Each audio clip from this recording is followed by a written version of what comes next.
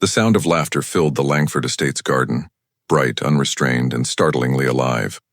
It was the kind of sound that didn't belong to a house like this, where silence had long been a measure of control. Maya Williams crouched near the edge of the flower beds, her jeans streaked with mud, her hand steadying 5-year-old Theo as he balanced on a slick stepping stone. Across the yard, Jake was belly down in a puddle, flinging wet clumps of earth into the air, while Emma, the eldest at 9, was building what she proudly called a castle out of mulch and plastic buckets. They were filthy, barefoot, radiant, and for the first time in weeks they were free. Then came the voice that broke it all. "Maya Williams, what the hell do you think you're doing?" The sound cracked across the lawn like a whip. Sharp. Cold. Final. Mason Langford stood at the edge of the path. Tall, immaculate in a charcoal gray suit, his Italian shoes shining like glass. Except now a speck of mud had landed near the toe. His jaw tightened as if even dirt had insulted his name. Maya turned, startled. She had been laughing with the children, but the sound of his voice made her flinch. Her hand slipped. Theo's little foot lost balance, and he toppled backward into the puddle with a splash that painted his shirt and cheeks brown. For a heartbeat, the world froze. "Oh no, sweetheart. I'm so sorry," Maya gasped, reaching for him. But Mason was already there, striding forward with the kind of anger that didn't shout for attention. It demanded submission. "You dropped him," he barked. "Are you completely incompetent?" Maya blinked up at him. "No, sir, he just slipped. Don't give me excuses," he snapped. "Look at him. Look at this mess." Jake and Emma froze mid-laugh. The joy that had lit their faces evaporated. The air grew heavy, as if even the garden itself was holding its breath. Maya gently brushed mud from Theo's curls and met Mason's glare with quiet defiance. Her voice trembled at first, but steadied. "I understand why you're angry, Mr. Langford," she said. "But yelling doesn't change the truth." His brows drew tight. "What truth?" "That for the first time in weeks," she said softly, "your children were laughing. Not performing. Not posing, laughing." His expression hardened. But there was a flicker, something behind his eyes that almost looked like doubt. Before he could respond, another voice sliced through the air. "What in God's name is going on out here?" Eleanor Langford's presence was like winter entering a room. Elegant, precise, and unforgiving. Her cream silk blouse gleamed against her pearl necklace, and her heels clicked like judgment with every step. She scanned the garden. Mud, footprints, puddles. And a young black woman standing at the center of it all. Her lips curled. "So this is the nanny you said was promising," she said to her son. "I see what she promised was chaos." "Mother," Mason began, but Eleanor cut him off with a look sharp enough to silence him. "I will not stand by while my grandsons are raised like pigs," she hissed. Then her cold gaze snapped back to Maya. "You should be ashamed of yourself, teaching them to wallow in dirt like common street rats. Have you no sense of decency?" Maya straightened her back, her voice respectful but unyielding. "With respect, Mrs. Langford, they're children. They were playing, laughing together. They weren't in danger." Eleanor's eyes darkened. "And you dare speak back to me?" "Let's all calm down," Mason began, but his mother raised a hand. "No, Mason, this ends now." Her tone dropped to a quiet venom. "Either you fire her this instant, or I will see to it that your inheritance, your board seat, and your name are severed, as cleanly as your judgment clearly has been." Maya's breath caught. Her chest burned with disbelief. "Mrs. Langford, please." Eleanor didn't even look at her. "You're so desperate to play father, Mason," she said coldly. "You're willing to destroy everything your father built." Mason looked between them. His mother's fury, Maya's trembling composure, his children's wide, frightened eyes. For a brief, impossible moment, he saw everything clearly. The puddle, the laughter, the tiny hands gripping Maya's apron. He saw what mattered, and then he broke. "Maya," he said, voice low, "I think it's best that you leave." Her head jerked up. "No, please, don't let her do this. Don't punish them for being happy. I love them. I wouldn't—" "This is my decision," he said louder, but his eyes couldn't meet hers. Jake began to cry. Emma turned away, shoulders shaking. Theo clung to Maya's hand until Mason gently pried him loose.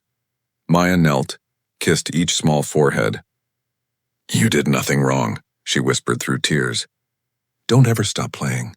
Don't ever stop laughing. Then she stood and walked away, her shoes heavy with mud, her dignity trailing behind her like a shadow. The great front door closed with a soft echo, and the Langford estate fell silent again. Mason didn't move. His children stood beside him, still hollow-eyed, small witnesses to a cruelty they didn't understand. That night, the Langford mansion was quieter than it had ever been. Even the walls seemed to absorb the silence like guilt. Mason bathed the children himself, something he hadn't done in years. The staff had all been dismissed early under Eleanor's orders. The chef gone, the maids dismissed. The great house felt less like a home and more like a museum. He washed mud from Theo's curls, wiped Jake's knees, helped Emma untangle her hair. His hands, untrained and clumsy, moved carefully. Every touch reminded him of Maya, how she'd done it all with such ease, such warmth. After tucking them into bed, he lingered at the door. "Good night, Daddy," Emma whispered. "Good night, sweetheart," he murmured, closing it halfway. Downstairs, he poured himself a drink but didn't taste it. His reflection stared back at him from the window, a man of wealth and order but utterly hollow. Outside, the garden still bore evidence of the day. Tiny footprints, splashes of dried mud, handprints on stone. A battlefield of joy erased too soon. He remembered another day decades ago, himself at 7, building a sailboat from sticks in a puddle. His mother had found him, expression of disgust as sharp as the rain that fell. "Langfords don't play in dirt," she'd said. "We rise above it," he had believed her, until today. The next morning, the house smelled of disinfectant and cold toast. Mason sat at the breakfast table staring at a plate he didn't want. The chair where Maya used to sit was empty, the cushion still faintly indented, as if memory itself had weight. His phone buzzed. A message from Eleanor. "I've sent 3 nanny candidates for review. Respond before noon." He ignored it. When the children came down, dressed and silent, he tried to smile. "Good morning, guys." "Hi," Emma said softly. Jake and Theo just mumbled. Theo looked up, eyes wide. "Daddy, did Auntie Maya leave because of us?" Mason's throat tightened. "No, son. It wasn't your fault." "She said she'd come back," Jake whispered. "But she didn't." Emma's eyes filled, but she blinked hard. "She's not coming back, is she?" Mason didn't answer. He couldn't. By noon, he sat across from the first replacement candidate, a woman in a navy blazer with a clipboard full of structure. "I believe in fixed schedules and reward systems," she said. "Children thrive in predictability." Mason nodded faintly. "And what do you think about mud?" She frowned. "Mud? Yes, playing in it. Getting dirty. I discourage that. Hygiene comes first," he stood. "That's all I need. Thank you." The next interview lasted less than 5 minutes. The third he canceled entirely. When Eleanor called, her voice was tight with irritation. "You canceled the interviews? They weren't a fit. You're not being reasonable. I just need time." "We don't have time," she snapped. "If the board sees instability in your household again, you know what happens." He hung up without replying. That afternoon, he sat in the garden again. The puddles had dried, but faint marks remained. He could still see the spot where Theo had fallen, where laughter had once lived. He sat there until the sun began to set. The air was cooler now, heavy with unsaid things. Inside, the house waited, empty and perfect, but Mason stayed outside, in the mess. When he finally rose, something in him had shifted. He couldn't name it yet, but it felt like the first crack in a wall that had taken a lifetime to build. 3 days passed. 3 long, echoing days in which the Langford house forgot how to breathe. Mason's inbox filled with meeting reminders, investor notes, and emails from his mother, all unopened. He couldn't bring himself to face them. Every time he looked up from his desk, he saw ghosts of movement. Theo's tiny hands smudging glass, Jake's muddy footprints on the marble, Maya's soft voice calling them in for lunch. Now there was only stillness. He wandered the halls late at night, past portraits of ancestors whose faces looked more like warnings than legacies. Every Langford on the wall had the same expression. Proud, polished, emotionally vacant. He wondered if that was the real family curse. Perfection.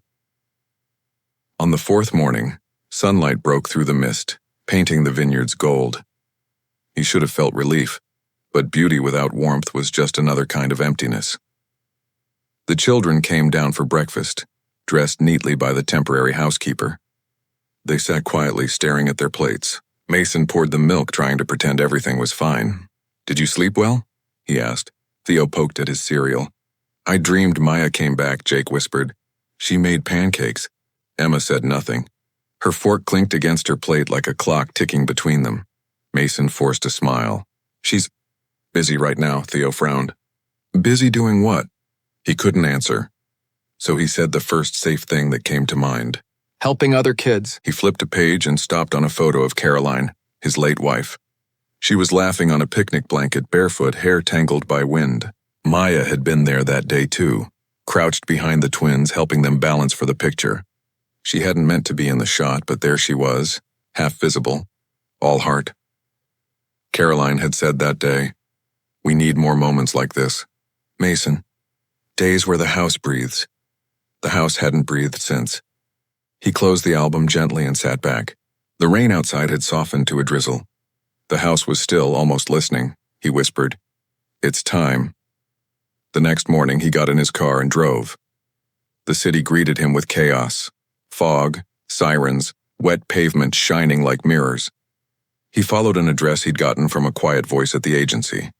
A community kitchen on 28th and Grove in San Francisco. The sign out front read, Harbor Hands Community Center. Paint chipped, windows fogged. A group of volunteers stood beneath a tarp handing out soup to anyone who came through the gate. And then he saw her. Maya, wearing a yellow sweater, sleeves rolled to her elbows. Hair tied back, kneeling beside an elderly man, helping him adjust his walker. Her voice, and though faint under the rain, was unmistakably calm, steady, whole. Mason didn't move. He just watched her, realizing that for all his wealth and power, he had never seen strength look so gentle. When she finally turned and saw him, her smile faltered. "Mason," she said, guarded but not unkind. "I didn't think you'd come."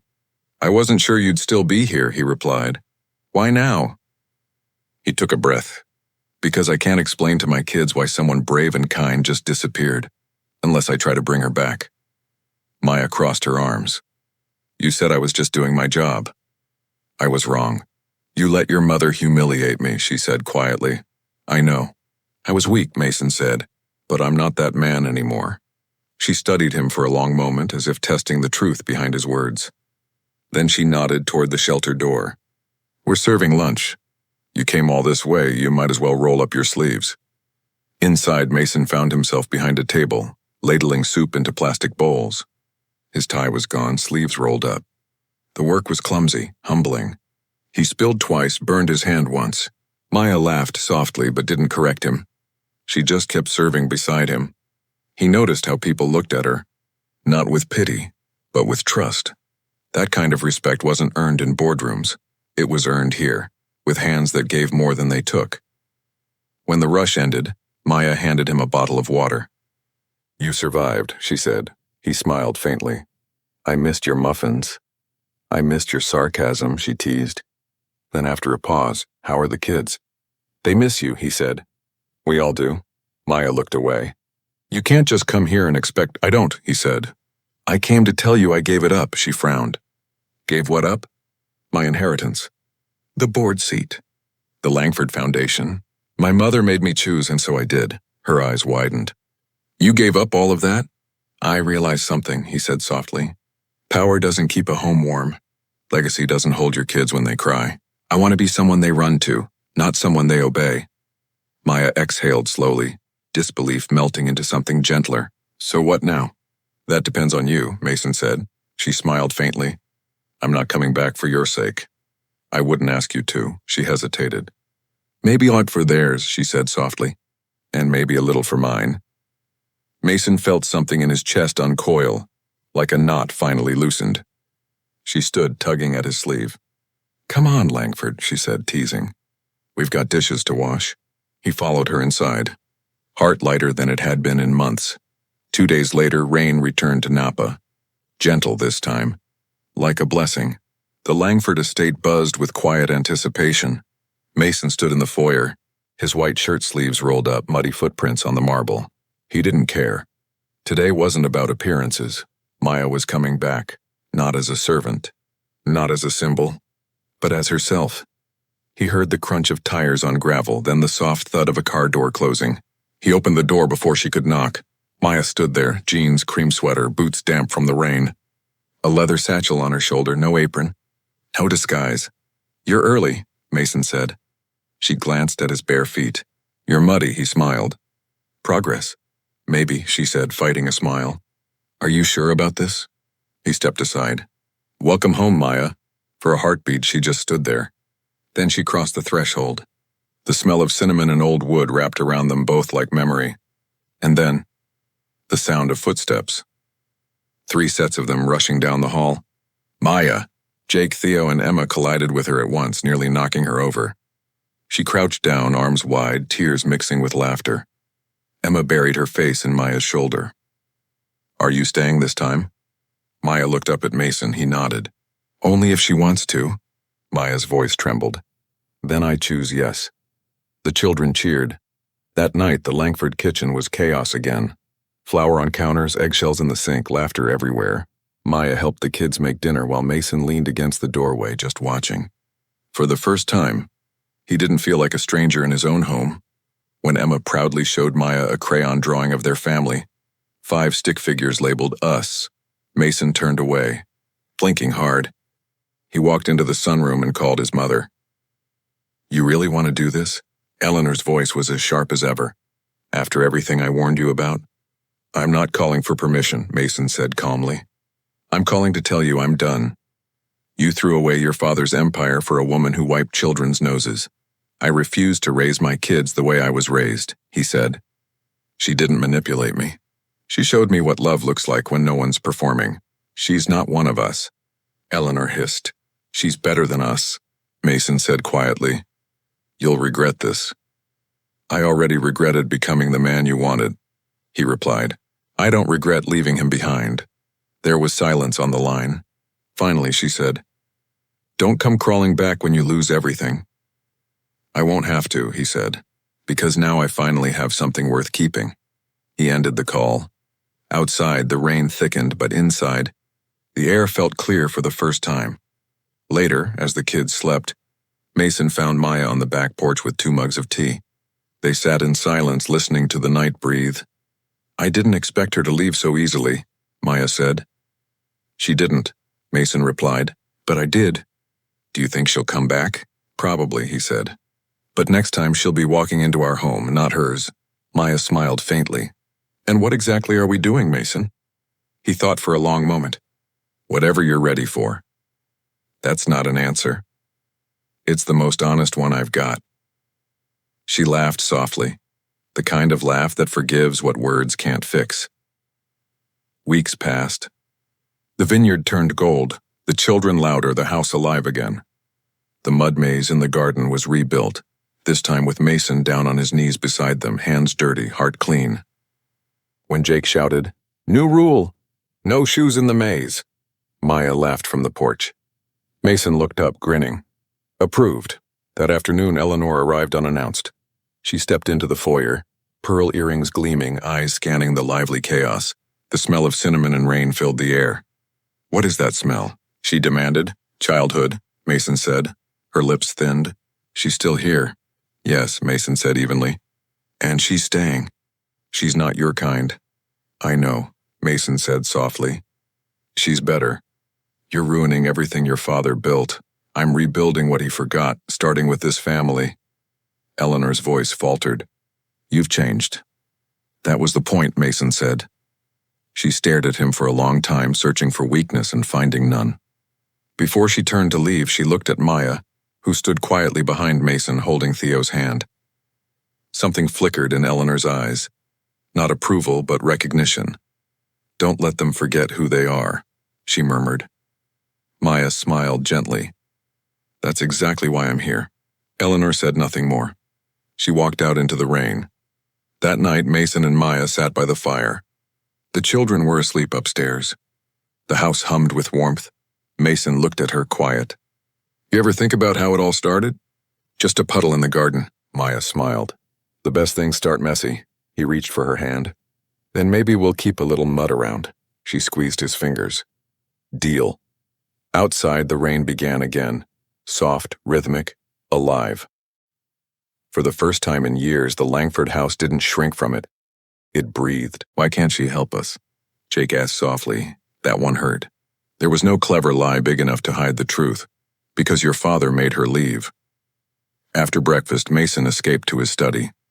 He sat at his desk but didn't work. Instead, he opened the drawer where Maya's old resume still lay folded. Her handwriting filled the margins with small notes. Bring more picture books. Jake hates green beans. Theo hums when he's tired. He hadn't noticed those details before. They were proof that someone had actually paid attention to his children, something he had been too busy to do. He stared at the page until his vision blurred. Then, before he could talk himself out of it, he opened his laptop and began typing. Subject, if you're willing, body. I understand if you don't want to hear from me, but the house doesn't feel right without you. Neither do I. I made a mistake. They need you. And so do I. He hovered over the send button for a long time before pressing it.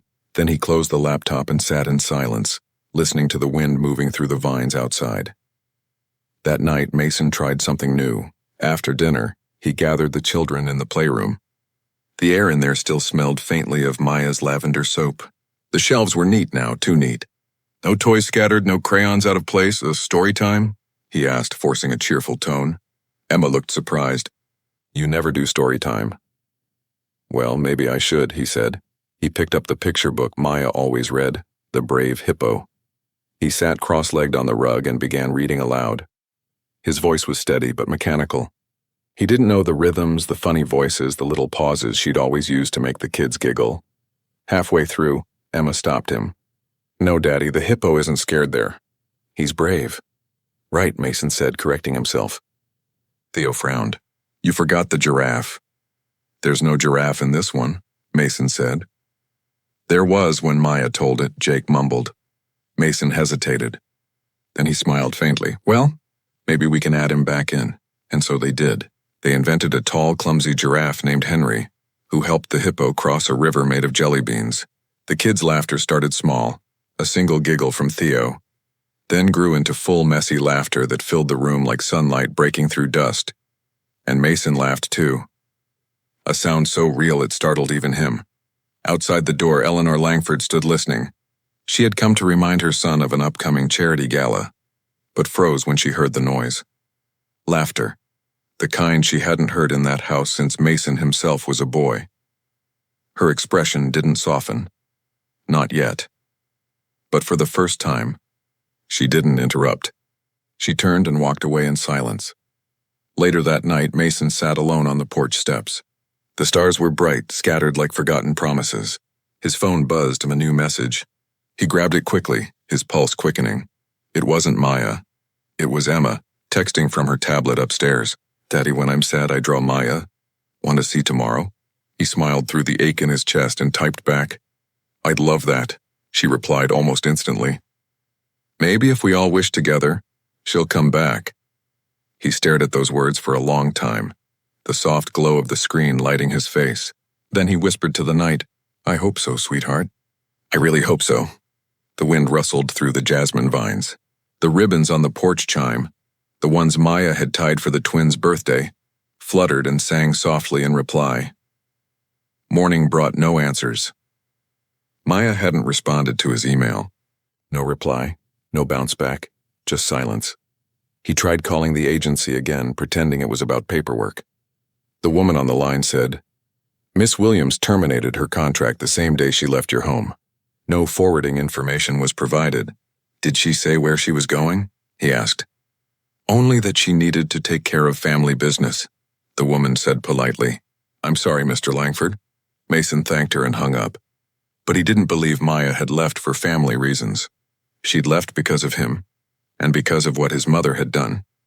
By noon, Mason found himself sitting in his car outside a small duplex in the older part of town. The chef had mentioned once that Maya lived near the river. It had taken Mason hours to find the address. Apartment 3B, curtains drawn. A dead flower pot by the door. He didn't get out. He couldn't. He sat there staring, the engine idling quietly. What would I even say? he muttered. Then, disgusted with himself, he whispered, "Coward," and drove away. Back at the estate, Eleanor's call came right on cue. "I heard you skipped the foundation committee meeting," she said coolly. "I did," he replied. "You're unraveling, Mason." "No, Mother. I'm changing." "You're playing house with your emotions," she sneered. "That woman did something to you." "She cared," he said quietly, "more than anyone in this house ever has." "Don't forget yourself," she snapped. "I'm starting to remember who I am," he replied, and hung up. That evening, Emma came to the porch again with a folded piece of paper. "I drew Maya like I promised," she said shyly. He unfolded it carefully. 4 stick figures, Emma, Jake, Theo, and Maya, standing in a patch of bright green grass. Above them the words, "Happy is when we're messy." Mason swallowed hard. "That's beautiful." Emma sat beside him. "Grandma says you sent Maya away," she said quietly. "Did you?" He hesitated, then nodded. "Yes, I let her go because I was scared. Of her?" "No," he whispered. "Of what she showed me, that love isn't perfect and that maybe I wasn't being a very good dad." Emma leaned against his shoulder. "I think you're better when Maya's here." He smiled through tears. "I think I am too." That night, Mason walked into the playroom after the children were asleep. The air was still warm from their laughter earlier. He sat on the floor, picked up the Brave Hippo, and began reading aloud to the empty room. His voice trembled at first, then steadied. When he reached the part Maya used to change, he hesitated, then added his own ending.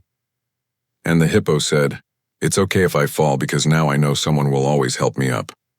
His throat caught on the last word.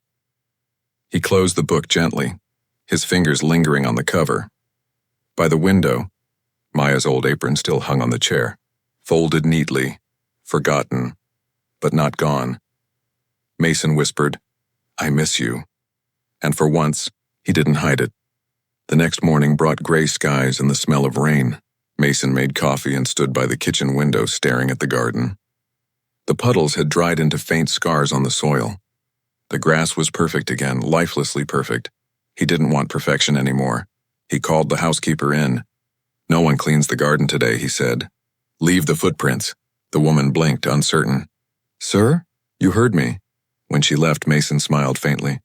It wasn't much, but it was something. A small act of rebellion against the silence.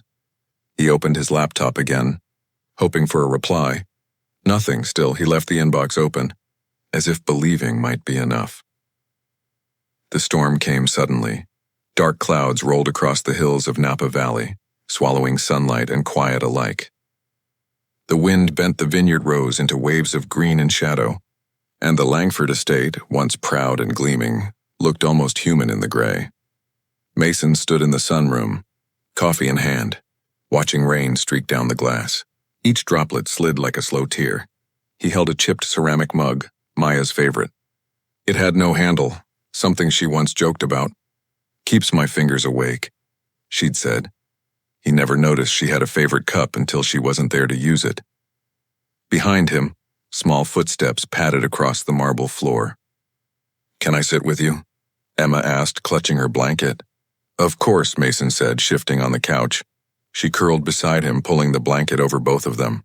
For a while, they just watched the rain. Then she said softly, "Did you know it rained the day Mommy died?" Mason turned to her, surprised. "I didn't think you remembered that." "I was little," Emma said. "But I remember the window being cold." "Like now?"